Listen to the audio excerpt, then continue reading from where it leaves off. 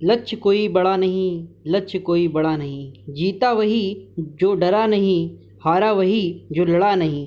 लक्ष्य कोई बड़ा नहीं, लक्ष्य कोई बड़ा नहीं। स्वागत है आपका अतुल क्लासेस में। मैं हूं commerce and English educator and career coach. मेरा नाम है अतुल श्रीवास्तव। आज हम लोग डिस्कस करेंगे poem number 1, English first year UP board. आज से हमारी फर्स्ट ईयर की क्लास भी स्टार्ट हो रही है। जो बच्चे हाई स्कूल में थे और उनका रिजल्ट आने वाला है, वो सभी हमारे इस चैनल को सब्सक्राइब कर लें और फटाफट से बेल आइकन को दबा दें, ताकि आपको आपके कंप्लीट कोर्स का फ्री नोट्स आपको प्रोवाइड हो सके। आपका पूरा पेपर मेरे बताए हुए नोट से फर्स्ट ईयर में भी आएगा और इंटर में भी आएगा, ये मेरी गारंटी है। बस विश्वास बनाए रखना दोस्तों। आज poem number 1, mercy, William Shakespeare इसके पोएट हैं। तो बस दूर तक पहुंचा दीजिए। एक यही आशा करते हैं आपसे कि मेरे चैनल को दूर तक पहुंचा दीजिए अपने दोस्तों तक। बस और आपसे कुछ नहीं चाहिए मुझे, बस आपका एक लाइक और आपका प्यार चाहिए, जिससे कि मैं आप और वीडियो बना सकूं आपके लिए और भी अच्छी अच्छी चीज़ें आपको प्रोवाइड कर सकूं। तो आइए, पोएम नंबर 1, मर्सी, बहुत इम्पॉर्टेंट पोएम है। देखिए, ये इंटर में भी आपकी बहुत हेल्प करेगी। Poem number 1, mercy, William Shakespeare इसके पोएट हैं। विलियम शेक्सपियर, जैसा कि आप जानते हैं, इंग्लिश के बहुत बड़े कवि रह चुके हैं। तो विलियम शेक्सपियर ने बहुत सारे नाटक लिखे हैं और उन्हीं नाटकों में से उनकी पोएम्स भी बहुत सारी हैं। तो एक पोएम आपके सामने रखी हुई है, मर्सी। देखिए, मर्सी पोएम बहुत इम्पॉर्टेंट पोएम है। इसकी हिंदी ध्यान से समझते हैं, सुनते हैं और एक एक चीज़ को अच्छे से आप नोट भी कर सकते हैं, अगर आप नोट करना चाहें तो। मैं तो चाहूँगा कि एक कॉपी और एक पेन लेकर फेयर कॉपी में अपने नोट्स बिल्कुल जैसे आप कोचिंग पढ़ते हैं वैसे ही बनाएं, क्योंकि ये भी एक कोचिंग की तरह ही आपको प्लेटफॉर्म प्रोवाइड हो रहा है। और पूरा पेपर दोस्तों, मैं वादा करता हूँ कि मेरे नोट्स से आपको पूरा पेपर मिलेगा, आप कॉन्फिडेंट फील करेंगे। बस आप पहली क्लास पहले दिन से मेरे साथ जुट जाएं और सारे वीडियोस को सिस्टमेटिक आप देखेंगे। जैसे जैसे मेरे videos lesson 1, lesson 2, lesson 3, poem number 1, poem number 2 upload होगी, सब सिस्टमेटिक आप देखेंगे। तो आइए शुरू करते हैं पोएम। और पोएम की हिंदी मैं ध्यान से बता रहा हूँ, आप ध्यान से सुने। देखिए, मर्सी का मतलब होता है दया। मर्सी मीन्स दया। विलियम शेक्सपियर इसके पोएट हैं। इन्होंने दया के विषय में कुछ बताया है। ये इंटरमीडिएट में एक ड्रामा है, एक नाटक है, जिसके बारे में आप इंटर में पढ़ेंगे। उस ड्रामा का नाम है मर्चेंट ऑफ वेनिस, वेनिस नगर का व्यापारी। इसमें आपको याद रखना है कि इसमें 4 कैरेक्टर मुख्य रूप से इस नाटक में होते हैं: पोर्थिया, साइलॉक, एंटोनियो और बेसेनियो। तो एंटोनियो और बेसेनियो मित्र होता है, साइलॉक एंटोनियो का दुश्मन होता है, एक प्रकार से आप कह सकते हैं। अभी मैं शॉर्ट में आपको समझा देता हूँ ताकि आपको ये पोएम समझ में आएगी। तो साइलॉक एंटोनियो का दुश्मन होता है। एंटोनियो और बेसेनियो फ्रेंड होते हैं और बेसेनियो, पोर्सिया दोनों एक दूसरे से शादी कर लेते हैं। और जो पोर्सिया होती है वो एक पेशे से एडवोकेट भी होती है। तो बेसेनियो के पास पैसे जब नहीं होते हैं कुछ उसके अपने खर्चों के लिए, शादी के लिए, तो वो अपने दोस्त एंटोनियो के पास जाता है। और एंटोनियो के पास भी उस समय पैसा नहीं होता है, तो एंटोनियो साइलॉक से उधार पैसा लेता है। तो साइलॉक को ये एक अच्छा मौका मिल जाता है एंटोनियो अपने दुश्मन से बदला लेने का। तो साइलॉक एक कागज़ पे दस्तखत करा लेता है एंटोनियो के, और कहता है, उस कागज़ में लिखा होता है कि यदि तुमने निश्चित समय पर पेमेंट का भुगतान नहीं किया जो लोन ले जा रहे हो, तो तुम्हारे हृदय के 1 पाउंड मांस का टुकड़ा लिया जाएगा। तो उस समय तो एंटोनियो कुछ नहीं सोचता है, साइन करके पैसा ले लेता है। तो जब समय बीतता है और एंटोनियो के पास पैसा नहीं होता है, तो एंटोनियो रिक्वेस्ट करता है साइलॉक से कि उसे कुछ दिन की मोहलत और मिल जाए, लेकिन साइलॉक उसे मोहलत बिल्कुल नहीं देता है। और साइलॉक चला जाता है कोर्ट में और फिर केस हो जाता है और केस चलने लगता है अदालत में। पोर्सिया, जो कि पेशे से वकील होती है, बेसेनियो की पत्नी होती है और बेसेनियो एंटोनियो का मित्र होता है। तो इस वजह से पोर्सिया एंटोनियो का केस फ्री में लड़ती है और जज साहब से दया की भीख मांगती है कि जज साहब दया कर दें और मेरे पति के फ्रेंड को छोड़ दें। देखिए उस दया के माध्यम से वो कैसे दया के गुणों का बखान कर रही है। तो इस पोयम में उस दया के गुणों की बातें की गई हैं। ध्यान से देखिए। The quality of mercy is not strength, दया का गुण, द क्वालिटी मीन्स गुण, मर्सी मीन्स दया, इज नॉट मीन्स नहीं, स्ट्रेंथ मीन्स उत्पन्न किया जा सकता है। दया का गुण किसी पर बलपूर्वक उत्पन्न नहीं किया जा सकता है। स्ट्रेंथ माने फोर्स, फोर्स माने बलपूर्वक उत्पन्न करना। तो मीनिंग भी आप साथ में लिखिएगा। देखिए नोट्स बनाने का तरीका भी मैं आपको आज ही बता दे रहा हूँ। एक कॉपी ले लीजिए, उस कॉपी में आपको अपनी कॉपी के 3 हिस्से करने हैं। पहला हिस्सा प्रोज का, दूसरा पोएट्री का, और तीसरा कर लीजिए आप अपना जो तीसरा हिस्सा है। अब तीसरा सब्जेक्ट आपका है light of Asia, short story का। तो पहला हिस्सा आपका हो गया प्रोज, दूसरा पोएट्री और तीसरा शॉर्ट स्टोरी। तो एक कॉपी में आपको 3 हिस्से कर लेने हैं। तो अब आप पोएट्री वाले हिस्से में चले जाइएगा और उस हिस्से में सबसे पहले हर चैप्टर में आपको देखिए 3 चीज़ें करनी है। कठिन वर्ड मीनिंग लिखनी है, दूसरे नंबर पे एक्सप्लेनेशन करना है, और तीसरे नंबर पे सेंट्रल आइडिया लिखना है। Tough word meaning, central idea and explanation, her poem में यही करना है। ये 3 चीज़ें करनी है, यही पेपर में आपको मदद करेगी। तो ध्यान से दीजिएगा आप। The quality of mercy is not strength, दया का गुण किसी पर बलपूर्वक उत्पन्न नहीं किया जा सकता। पोर्सिया अदालत में जज साहब से कहती है कि जज साहब, दया का गुण किसी पर बलपूर्वक उत्पन्न नहीं किया जा सकता है। दूसरी लाइन में कहती है it dropped as the gentle rain from haven.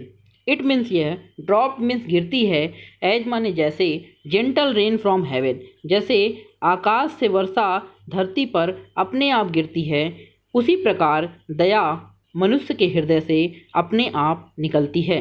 Portia ने कहा जिस प्रकार आकाश से वर्षा धरती पर अपने आप बूंद बूंद होकर गिरती है, उसी प्रकार मनुष्य के हृदय से दया भी अपने आप निकलती है। इसे बलपूर्वक उत्पन्न जज साहब नहीं किया जा सकता। इट इज़ ट्वाइस ब्लेस्ड, इसमें 2 शक्तियाँ होती हैं। It blessed him that gives and him that takes. देखिए यह उसके लिए भी वरदान साबित होती है जो इसे प्रदान करता है, और उसके लिए भी ये सुखमय या वरदान साबित होती है जो इसे प्राप्त करता है।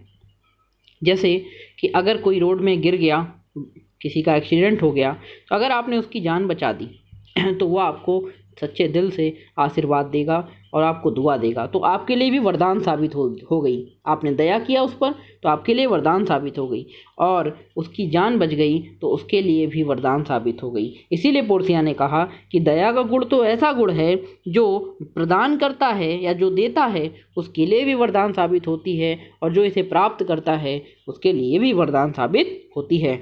आशा करते हैं आपको समझ में आ रहा होगा। अगली लाइन की हिंदी है, कह रहे हैं this mightiest in the mightiest. This means यह, माइटेस्ट मीन्स शक्तिशाली होती है, शक्तियों में शक्तिशाली होती है। कह रहे it becomes the throned monarch better than his crown. कह रहे हैं यह राजा को, थ्रोन्ड मोनर्च माने राजा, king, throned monarch means king, यह राजा को उसके मुकुट से भी ज़्यादा शोभायान बनाती है या उसके मुकुट से भी ज़्यादा शोभा प्रदान करती है। कह रहे हैं his sceptre shows the force of temporal power. राजा का सेप्टर माने राजदंड, सोज माने प्रदर्शित करता है, force of temporal power. Temporal power earthly power, earthly power worldly power. Temporal का मतलब वर्ल्डली, वर्ल्डली का मतलब अर्थली, अर्थली का मतलब सांसारिक। कह रहे कि राजा का राजदंड सांसारिक शक्ति को प्रदर्शित करता है, जबकि the attribute to awe and majesty wherein doth sit the dread and king fear of king. कह रहे हैं और राजा का भय जहाँ कहीं भी होता है उसके सही न्याय को प्रदर्शित नहीं करता है, जबकि his sceptre shows the force of temporal power. उसका राजदंड सांसारिक शक्ति को प्रदर्शित करता है, उसके न्याय को और डर के गुण को नहीं। Wherein doth sit the dread and fear of king. और एक प्रकार से राजा का जो न्याय है वो डर को प्रदर्शित करता है। बट लेकिन मर्सी इज एवब दिस सेप्टर्ड वे। लेकिन मर्सी मीन्स दया, एवब मीन्स ऊपर होती है, दिस सेप्टर्ड वे माने इस राजदंड से, इस राजदंड से दया कहीं ज़्यादा ऊपर होती है। It is enthroned in the heart of king. It means यह इंथ्रोन्ड माने निवास करती है, in the heart of king माने राजा के हृदय में, यह राजा के हृदय में स्वयं निवास करती है। It is an attribute to God himself. It means यह, इज मीन्स होती है, एन मीन्स एक, एट्रीब्यूट माने गुण, quality, virtue, merits. It is an attribute to God himself, यह स्वयं भगवान का गुण है। पोर्सिया ने कहा, जज साहब दया तो स्वयं भगवान का गुण है, and earthly power doth then shows likest God, और संसारिक शक्ति भगवान की शक्ति की तरह प्रदर्शित होने लगती है व्हेन मर्सी सीजन जस्टिस, जब दया को भी न्याय में मिला लिया जाता है जज साहब, तो सांसारिक शक्ति भी न्याय की, गॉड की, भगवान की शक्ति की तरह प्रदर्शित होने लगती है।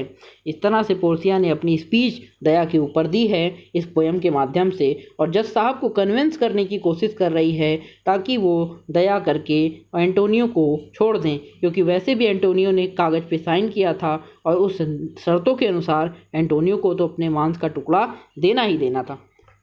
तो इस तरह से उसने दया पे अपनी पोएम कही है। तो आप इस पोएम को समझ चुके होंगे।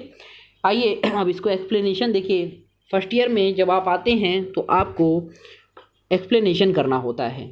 अभी तक आप गद्य और पद्य में हिंदी में हाई स्कूल तक एक्सप्लेनेशन करते थे, लेकिन अब आप इंग्लिश में भी आपको एक्सप्लेनेशन यानी कि व्याख्या करनी होगी, संदर्भ लिखना होगा, प्रसंग लिखना होगा, लेकिन इंग्लिश में लिखना होगा। तो इससे पहले आपको दूसरी चीज़ जो लिखनी है वो है सेंट्रल आइडिया। पहले नंबर पे हार्ड वर्ड मीनिंग, दूसरे नंबर पे सेंट्रल आइडिया। देखिए सेंट्रल आइडिया, हमारे जितने भी सेंट्रल आइडिया होंगे पेपर में आपसे एक सेंट्रल आइडिया इंटर का पूछा जाएगा। तो इंटर और फर्स्ट ईयर में सेंट्रल आइडिया बहुत इंपॉर्टेंट होता है और थोड़ा बड़ा होता है। हाई स्कूल में कुछ लाइनें कम होती हैं, इंटर में कुछ लाइनें थोड़ी ज़्यादा होती हैं, तो अच्छे से इसको समझ लेना है। सबसे पहले आप कोटेशन देंगे, to err is human, to forgive is divine, mercy is the noblest form of justice. To err is human, मनुष्य गलतियों का पुतला है। टू फॉरगिवर इज डिवाइन, और जो क्षमा करने वाला ईश्वर होता है। मर्सी इज द नोबलेस्ट, दया स्वयं भगवान का गुण है। फ्रॉम जस्टिस, कह रहे न्याय से दया कहीं ऊपर होती है। द पोएम मर्सी, आप सबसे पहले स्टार्ट करेंगे जब लिखेंगे तो ऐसे लिखेंगे, और इसको लर्न भी कर लीजिएगा। आपको सेंट्रल आइडिया पहली पोएम का ज़रूर लर्न करना है, क्योंकि ये पूरे 10 पोएम में जान है, ये सबसे इम्पॉर्टेंट है। ये मतलब ये समझ लीजिए पोइट्री की, ये जो पोएम है ये पोइट्री की जान है। इसमें ये कोई हर पोएम में, हर पेपर में आपका अर्धवार्षिक हो या वार्षिक हो, उसमें आने की संभावना ये पोएम की रहती है। देखिए, the poem mercy is taken from Shakespeare play the merchant of Venice. In it Portia is trying to change the mind of Shylock. She request him to be merciful on Antonio. She says that mercy is noble and natural quality of man. It can't be forced. It flows freely from the heart of the man as the rain falls freely from the sky upon the earth. Hindi बता चुके हैं कि यह बिल्कुल उसी तरह धरती पर गिरती है जिस प्रकार आकाश से वर्षा धरती पर अपने आप गिरती है, उसी प्रकार दया मनुष्य के हृदय से अपने आप निकलती है। इट हैज़ डबल ब्लेसिंग, इसमें दो शक्तियाँ होती हैं, given and taken, both are benefited by it, दोनों को इससे लाभ होता है। It makes a king better than his crown, उसके राजा के क्राउन से ज़्यादा शोभा प्रदान करती है। The rod of king shows worldly power, राजा का राजदंड सांसारिक शक्ति को प्रदर्शित करता है, लेकिन मर्सी सोज मोरल पावर, लेकिन जो दया है वो नैतिक शक्ति को प्रदर्शित करती है। It is also a special quality of God, और यह ईश्वर का स्वयं गुण है। The decision of a king becomes divine and popular when mercy is mixed into justice, और जब न्याय में दया को मिला लिया जाता है तो राजा का जो न्याय है वो ईश्वरी और प्रसिद्ध हो जाता है। तो ये सेंट्रल आइडिया था। सेंट्रल आइडिया का मतलब बच्चों होता है पोयम के मुख्य विचार, पोयम में क्या क्या मुख्य चीज़ें हैं उसको रखना, यही सेंट्रल का मतलब मुख्य, आइडिया का मतलब विचार। इसके बाद आपका एक्सप्लेनेशन पेपर में आता है जो बहुत इंपॉर्टेंट है। अभी तक आप हिंदी में एक्सप्लेनेशन करते थे, लेकिन अब आपको इंग्लिश में एक्सप्लेनेशन करना होगा। पहली पोएम में मैं ये समझा दे रहा हूँ, आगे की पोएम में आपको खुद से एक्सप्लेनेशन करना होगा। तो पहली पोएम का वीडियो थोड़ा बड़ा हो रहा है, बिल्कुल घबराने की ज़रूरत नहीं है, चुपचाप बैठे रहिए और आराम से समझ लीजिए और नोट्स बना लीजिए। तो पहली पोएम में जैसे पहला स्टैंजा द क्वालिटी से लेके माई टेस्ट तक आपको एक्सप्लेनेशन करना है। तो द क्वालिटी से लेके माई टेस्ट तक देखिए कैसे, कहाँ से, ये देखिए ये लिखा हुआ है द क्वालिटी से लेकर माई टेस्ट तक। माई टेस्ट कहाँ तक है, ये देखिए माई टेस्ट तक, ये ऊपर वाली लाइन माई टेस्ट है ना। तो ये इनका एक्सप्लेनेशन आपको यहाँ पे करना है। तो देखिए सबसे पहले एक्सप्लेनेशन करने के लिए आप रेफरेंस लिखेंगे। रेफरेंस का मतलब होता है संदर्भ। तो these lines have been taken from the poem, ये आपको सभी पोएम में रेफरेंस लिखना होगा। जब भी आप कोई भी रेफरेंस लिखने जाएंगे तो रेफरेंस सभी पोएम का कॉमन होगा, बस खाली आपको पोएम का नाम और पोएट का नाम बदल देना है। देखिए these lines have been taken from the poem, यहाँ पोएम का नाम है मर्सी और पोएम में लिखेंगे आप कंपोज्ड बाई विलियम शेक्सपियर, जिसके द्वारा लिखा गया, और एक great dramatist of his time. आप पोएट की विशेषता भी लिख सकते हैं अगर आपको पता है, जैसे कि यहाँ पे जो पोएट हैं वो ड्रामा लिखते थे, इसीलिए हमने लिखा है a great dramatist of his time. वैसे अगर आपको विशेषता नहीं पता है तो आप लिख सकते हैं a great poet of his time, क्योंकि पोएट तो सभी ग्रेट थे, तो आप लिख सकते हैं great poet of his time. इस तरह आपको रेफरेंस पूरा कर लेना है। अब कॉन्टेक्स्ट में आपको पता है प्रसंग लिखा जाता है, और प्रसंग में स्टैंजा में जो बात कही गई है 2 लाइन में आपको समझानी होती है। जैसे यहाँ कहा है here Portia appeal Shylock to show mercy on Antonio, यहाँ पोर्सिया साइलॉग से एंटोनियो पर दया करने के लिए कहती है, और she also tells him the importance of mercy highly, और ये वो मर्सी को की इम्पोर्टेंस को बताती है, दया की आवश्यकता को बताती है, उसकी प्रभुत्ता को बताती है ना। एक्सप्लेनेशन आपको लाइंस पढ़नी है, और एक्सप्लेनेशन को अपने शब्दों में, अगर आपका ट्रांसलेशन अच्छा है तो अपने शब्दों में एक्सप्लेनेशन को इंग्लिश में कन्वर्ट करके लिखना है। जैसे कि यहाँ पर देखिए in this poem Portia tells that Shylock that mercy is noble and natural quality of man's life, so he should be merciful and show it on Antonio। आप समझ सकते हैं उसने कहा कि उसे दयावान होना चाहिए और दया एंटोनियो पर दिखानी चाहिए। She remind that no one can be forced to be merciful in the world, किसी को भी दयालु बनने के लिए फोर्स नहीं किया जा सकता है। It is like gentle rain which comes from sky on the earth slowly, वही बात। In the same way mercy also flows freely from the heart of the man, it has double blessing in itself, as giver and taker both gets benefit from it. It is also the most important quality of powerful person. सब सरल सरल शब्द हैं, छोटे छोटे शब्द हैं, आपको देख के आपको हिंदी समझ में आ रही होगी। जिसकी हिंदी ना आए आप हमसे कमेंट बॉक्स में भी पूछ सकते हैं। His power became a boon for the people if he is kind hearted and humble in life. तो इसमें वही दया के बारे में जितनी इंपॉर्टेंट बातें थी वो बताई है इस स्टैंजा में। अब आप नोट में भी दे सकते हैं, जब आप एक्सप्लेनेशन करेंगे तो आप नीचे नोट दे सकते हैं। अगर आपको कुछ नई बात लग रही है तो आप लिख सकते हैं, जैसे यहाँ पर लिखा है there is a fine use of simile in the line it dropped as the gentle rain from heaven upon the place beneath. अब ये सिमली क्या है, तो देखिए सिमली के लिए आपको हमारे सिमली वाला वीडियो देख लेना है। सिमली वाला वीडियो कैसे देखेंगे, आप फिगर ऑफ स्पीच लिखेंगे या हमारे प्लेलिस्ट में जाइएगा, प्लेलिस्ट में इंग्लिश इंटरमीडिएट की प्लेलिस्ट में फिगर ऑफ स्पीच पड़ा हुआ है, आप जाकर वहाँ से फिगर ऑफ स्पीच देख सकते हैं। इंग्लिश इंटरमीडिएट की 12th की प्लेलिस्ट बनी है, प्लेलिस्ट में फिगर ऑफ स्पीच एक टॉपिक है, वो उसको देख लीजिएगा। फर्स्ट ईयर में भी पूछी जा सकती है। तो फिगर ऑफ स्पीच का मतलब अलंकार होता है। यहाँ सिमिली अलंकार की, उपमा अलंकार की बात हुई है। इंग्लिश में भी अलंकार आता है अब इंटरमीडिएट में, तो आपको इंग्लिश के अलंकार पढ़ने हैं अगर, तो बस आप क्लास 12th इंग्लिश में जाके प्लेलिस्ट बनी हुई है मेरे चैनल पे जाके बस आपको क्लिक करना है और देख लेना है। देखिए दूसरा जो एक्सप्लेनेशन आपके पेपर में पूछा जाएगा वो पूछा जा सकता है बट मर्सी से लेकर जस्टिस तक। तो रेफरेंस और कॉन्टेक्स्ट वही पुराना वाला जो आपने अभी पढ़ा है, क्योंकि लेसन वही है, पोएम वही है। एक्सप्लेनेशन थोड़ा सा चेंज हो जाता है, तो एक्सप्लेनेशन लाइंस के अकॉर्डिंग ही चेंज होगा। लाइंस आपके सामने होगी, किताब आपके सामने होगी, तो आप एक्सप्लेनेशन पढ़ के समझ जाएंगे और लिख लेंगे। तो इसको आप नोट कर लीजिएगा, है ना। और छोटी लाइनें हैं, आराम से समझ में आ जाएंगी, आप इसको पढ़ लीजिएगा। तो दोस्तों ये था हमारा पोएम नंबर 1 मर्सी, जो आपके लिए बहुत इम्पॉर्टेंट था। बस आप इसको अच्छे से पढ़ लीजिएगा, 2 से 3 बार रिवाइज़ कर लीजिएगा। आपका पहला लेसन पोइट्री का पहली पोएम कंप्लीट हो गई है फर्स्ट ईयर की। अगर आपको अच्छे से पोएम समझ में आई है तो बस चैनल को सब्सक्राइब कर दीजिए और बेल आइकन को प्रेस कर दीजिए ताकि आपको नोटिफिकेशन मिलता रहे। और अपने सभी दोस्तों से मेरा चैनल सब्सक्राइब कर दीजिए क्योंकि आप सभी बहुत समझदार हैं और मुझे पता है कि आप हमारा भी सपोर्ट करेंगे और मेरे साथ आपका भी भला होगा और हमारा भी सपोर्ट करेंगे। हम आपके सपोर्ट भी चाहते हैं। और एक प्यारा सा कमेंट अगर आपको अच्छा लगा हो तो एक प्यारा सा कमेंट कर दीजिए। जय हिंद, नमस्कार। फिर मिलेंगे नेक्स्ट वीडियो में। तब तक हैप्पी रहिए, खुश रहिए और ज़िंदगी में आगे बढ़ते रहिए। Goodbye, take care.